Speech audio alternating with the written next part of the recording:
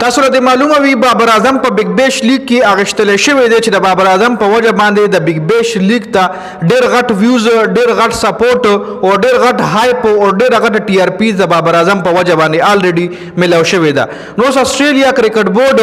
هغه وایي چې موږ پاکستانی کلړیان په بگ بیش لیگ کې په دې وجه شامل کو چې موږ د ایشیا تر طرف هم د موږ د لیگ ته سویوز ملو شي د ایشیا تر طرف هم د ایشیا خلک هم زموږ د لیگ تر مخ کې چونکه بگ بیش لیگ کې دیش ډیرو مرګړو پیجندونه د نن مخکې د بابر اعظم د سلیکشن نه مخکې په دغه بگ بیش لیگ کې د بابر اعظم نه علاوه ډیرو پاکستانیانو گیم کړی دی خو بابر اعظم په پکې دازل پړمبني ځل باندې گیم کوي. خو لبد مرغه پاکستان کرکټ بورډ بل ورځ یو نوې پالیسی دا جوړه کا چې مونږ خپل کلاډیانو ته ان او سی نه ورکو د غیر ملکی لیګونو د پاره. نو یې کې استرالیا کرکټ بورډ سره هم غم شوی دی. د استرالیا کرکټ بورډ چې کوم مشر دی هغه باقاعده بیان جاری کړی د استرالیا کرکټ بورډ سی ای او ټوټ گرینبرګ ویلی دی چې مونږ پی سی بی سره پاکستان کرکټ بورډ سره په کانټیکټ کیو د سور وځو داسې او مونږ امید ساتو چې پاکستان کرکټ بورډ دغه مسله حل کړي د پاکستانی پلیرانو د ان او سی حواله سره او مونږ غواړو چې پاکستانی پلیران مونږه په بگ بیش لیگ کې غیله مونږ ویلکم وکړو او مونږ غواړو چې په بگ بیش لیگ کې لوب وکړي.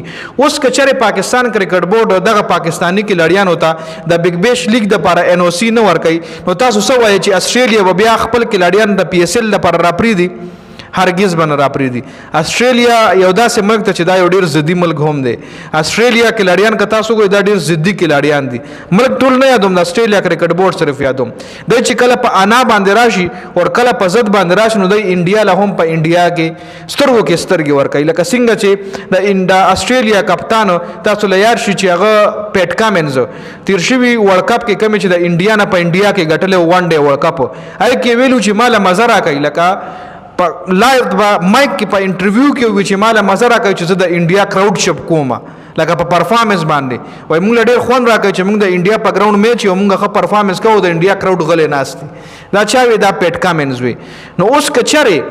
بابر اعظم د نه الو کوي بابر اعظم ته ان او سی نه ور کوي محمد رضوان ته ان او سی نه ور کوي شاهین افریدی ته نه ور کوي نسیم شاه ته نه ور کوي چونکه دا الریډي د بگ بیش لیگ حصہ ده. شاداب خان هم د بگ بیش لیگ حصہ ده. اوس کدي کلریانو ته پاکستان کرکټ بورډ ان او سی نه ور کوي نو دا کلیر اینڈ کټ خبره ده چې راتلونکي پی اس ال کې به هم استرالیا خپل کلړیان په پی اس ال باندې بین کی استرالیا خپل کلړیان پی اس ال ته نه راپریدي چې دا یو ډیره غټه خبره ده دا یو ډیره نقصان ده خبره ده پی اس ال لپاره. خو زمون کرکټ بیٹ کې لبد مرغه دومره سپیره خلک دومره ناپوه خلک شي سره د کرکټ بيخي نالج نشته دي او دومره غلط فیصله کوي چې کلړیانو ته هم نقصان ور کوي او کرکټ بورډ ته هم نقصان ور کوي او د پاکستان کرکټ ته هم نقصان ور کوي.